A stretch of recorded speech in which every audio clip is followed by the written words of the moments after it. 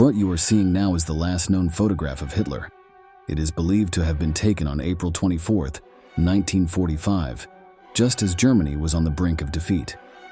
He appears somber, slightly hunched over, with his hands behind his back, staring into nothingness.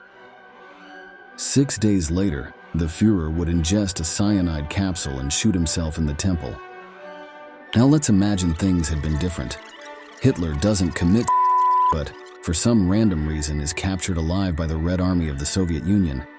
Here, an entire world of possibilities opens up, as history could have been completely different from what we know. Today in this new episode, we will discuss Hitler's possible fates if he didn't die locked in his bunker. It is important to clarify that there is no way to know what would have happened if Hitler had been captured alive. However, we can imagine some possibilities based on the statements of the Allies. On numerous occasions, whether in conferences or in classified documents, the main leaders of the West discussed their plans for the Nazi leader. After all, the Führer had terrorized the world for years, spreading hatred and shedding blood wherever his troops went. Those who had suffered at his hands had devised grand revenge plans that they would not hesitate to put into action.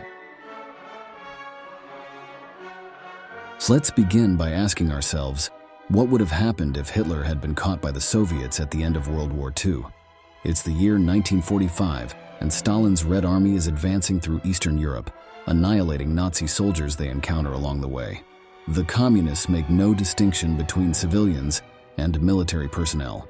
If they find a German, they don't care if they are sympathetic to Hitler or innocent and in the wrong place at the wrong time.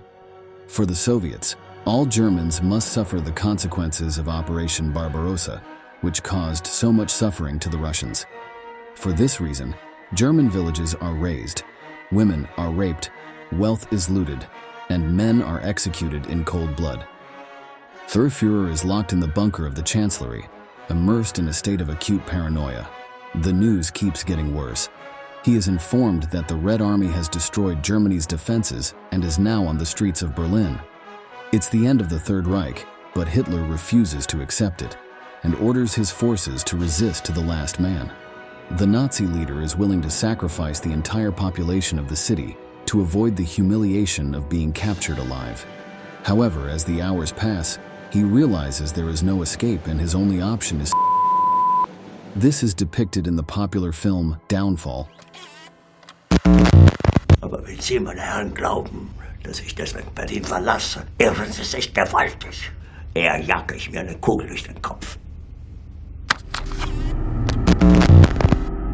The Führer makes all the necessary preparations, organizes his will, marries his partner Eva Braun, and then heads to his office with the aim of relaxing for a few hours and gathering the courage to shoot himself in the head. But at this point, something goes terribly wrong. The mechanism of the pistol with which he intended to blow his brains out malfunctions, and the bullet doesn't fire. He also can't find the cyanide capsules with which he planned to poison himself alongside his wife, perhaps because he left them outside his study. Hitler curses his luck, but just as he's about to step outside, he hears a series of alarming sounds. Bursts of gunfire, boots hitting the ground, and voices speaking in Russian. They are the Soviets, and they have found the Chancellery bunker. Within minutes, the corridor is filled with communist soldiers aiming their machine guns at Hitler, barking orders at him, and instructing him to lie on the ground. Officially, the Führer is a prisoner of war of the Red Army. The troops drag him out onto the street and parade him among thousands of Soviets who cheer and raise their rifles in victory. They are full of jubilation because after Operation Barbarossa, which claimed the lives of millions of their compatriots, they feel that Germany is finally on its knees. Revenge is being fulfilled, but it has not yet been completed. The soldiers are happy, yes, but they also feel how fury takes over their minds. According to Stalin's orders, Hitler must be safely transported to Moscow, where he will be subjected to a military tribunal for war crimes. Not all members of the Red Army agree with this, and some spontaneously begin to plot an alternative. Suddenly, in the crowd, an anonymous soldier pushes his way through. He carries a pistol in his hand and strides purposefully toward the Führer. No one pays attention to him, So in a few seconds, he is face to face with the dictator of Germany, who is being dragged by the guards. The soldier raises the pistol and aims it at Hitler's head. He pulls the trigger twice, and the bullets pierce his forehead.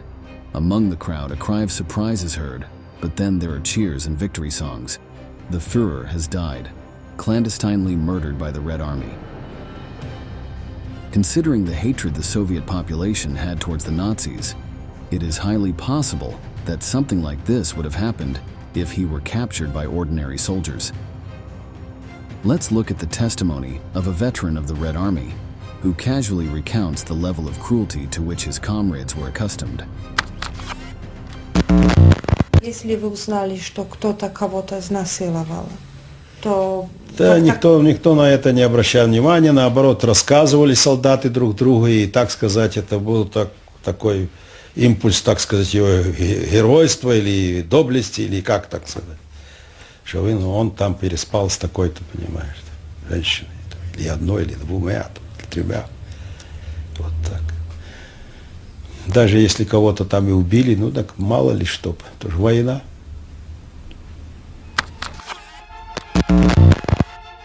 Given the savagery they were accustomed to, it is not surprising that they could have killed the former dictator in the middle of the street. But let's imagine a different scenario now. Suppose Hitler is captured by the Soviets, but instead of being paraded as a trophy through the streets, he is put on a plane and taken to Moscow following Stalin's instructions. Once he arrives, he is kept hidden in a secret house, for fear that his location will be disclosed, and a furious mob will try to kill him. Finally, the former dictator of Germany is sent to a maximum security prison. There, he meets with the General Secretary of the Soviet Communist Party, Joseph Stalin, in a meeting that immediately goes down in history. Reporters take hundreds of photographs and spread them in newspapers around the world. If this had happened, it is likely that the communist leader would have tried to appear smiling, powerful, and confident, while Hitler would have appeared weak, haggard, and malnourished. The image would become an instant classic, a perfect way to demonstrate that the Third Reich was in ruins and that the Soviet Union was the new world power.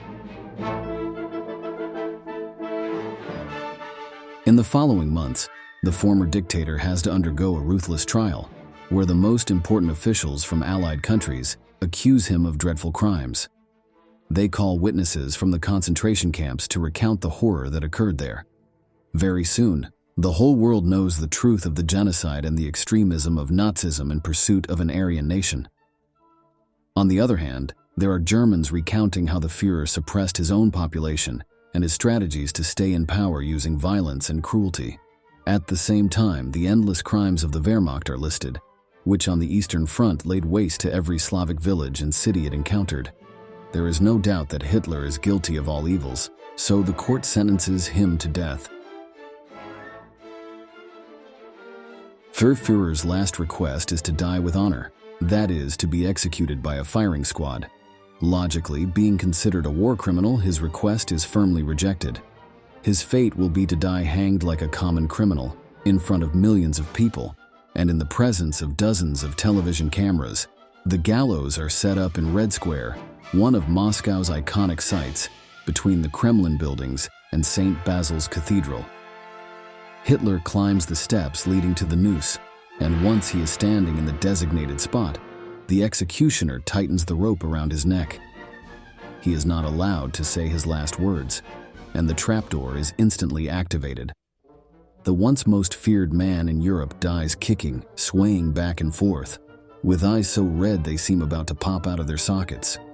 Of course, considering the fate of other German leaders who were sentenced to death, it is important to consider other variants of this scenario. Let's remember that other Third Reich leaders, while awaiting their fate in the cell, received help from Nazi sympathizers who provided them with cyanide pills to end their lives. Therefore, it is possible that during the night, when Hitler lay in his prison bed, counting the hours until he was hanged, someone would knock on his door. Peering through the crack, he would see a guard on the other side handing him a small capsule held between his fingers. With tears in his eyes, the man would whisper, "Sieg Heil," and then leave. This would be proof enough that, Despite losing the war and even though it was clear he had committed genocide, there were still people who supported Hitler. Happy to know that his struggle was not in vain, the Führer would take the poison and die minutes later. The next morning, when Stalin heard the news, he would have a nervous breakdown. News broadcasts worldwide would wonder how the Soviets could have thwarted the execution of the cruelest man in history. It is interesting to wonder what would have happened if Hitler had been allowed to defend himself publicly during his hypothetical trial. His skills as an orator are well known, and it is known that everyone who witnessed one of his speeches was mesmerized by his charisma. The few records of his actions show a passionate man who always had the right words and who was able to capture the attention of hundreds of thousands of people. He would begin speaking in a moderate tone, and as the minutes passed, he would gradually increase the pace until he ended up shouting, sweating, stimulating the audience's feelings, and convincing them that he was right. For this reason, the Allied leaders feared that if he were given the opportunity to testify before a tribunal, it would be counterproductive. To understand the power of his speeches, let's listen to an excerpt from one of the most famous ones he delivered. Der Welt unterstelle ich mich nicht, die kann mich nicht richten. Dir unterwerfe mich, richte du mich, gib du ein Bekenntnis ab, ob du meine Arbeit... Let's imagine we are in Moscow. At the moment, the tribunal gives Hitler the floor to defend himself. The former dictator takes a long sip of water, stands in front of the microphone, and, as if he were at his best, delivers an inflammatory speech. It is impossible to know what he would have said, but he surely would have addressed the Soviet thirst for blood, the injustice of the trial, and the humiliation Germany had suffered in the war. Instead of confessing his crimes, he would have emphasized the crimes committed by the Red Army to finally warn the world about the dangers of communism. In the squares, in the streets, and in their homes, the Soviet population listens to the words of the Führer. The vast majority detests Nazism, as it was responsible for so much misery and massacre. However, there is a minority that, incredibly, supports the Third Reich and believes that Jews and communists are Russia's main problem. They oppose the October 1917 revolution and consider the Soviet dictatorship unbearable. Upon hearing Hitler's words, they identify with his cause. They think the Führer has a point, that he is not wrong and that he is the last hope for Russia to be saved from the clutches of Stalin and his cronies. Moved by anti-Semitism and their hatred of the government, they take to the streets to protest.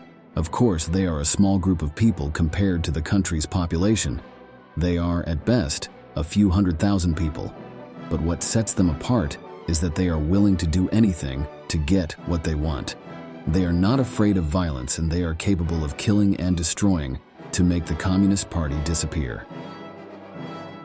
After a bloody confrontation with the police, the crowd heads to the prison where Hitler is held. They kill the guards, and they free the former dictator. His most fanatical followers take him to a hiding place, where he changes his physical appearance to go unnoticed. Days later, they board him onto a ship bound for South America. There are countries where there were very important pro-Nazi communities. In fact, as Jonathan Karsenbaum, the specialist, recounts, one of the most important pro-Nazi events was celebrated in Argentina. El acto del 10 de abril de 1938 en el Luna Park es un estadio emblemático. Se realizó y se organizó por la comunidad austríaca y alemana locales que estaban celebrando el Anschluss, que fue la anexión de Austria por parte de Alemania. Comunidades locales austríacas y alemanas aquí en Buenos Aires decidieron celebrar aquel evento con banderas nazis en este estadio emblemático del Luna Park. In the new continent, the Nazi leader has plenty of time to rebuild his movement, found the Fourth Reich, and launch a new world war. Of course, all of this is speculation, but it is based on what the Allies believed was possible. The Soviet Union thought to humiliate and condemn him in a public trial. It is also true that the soldiers of the Red Army hated him with such passion that they were capable of killing him in the middle of the street as soon as they saw him. Similarly, it is also plausible to think that he could have fled to South America, the chosen destination for several Nazi war criminals. Unfortunately, although we did not have the opportunity to see Hitler being sentenced by a tribunal, we do know that he perished in the bunker, and that all his ambitions died with him.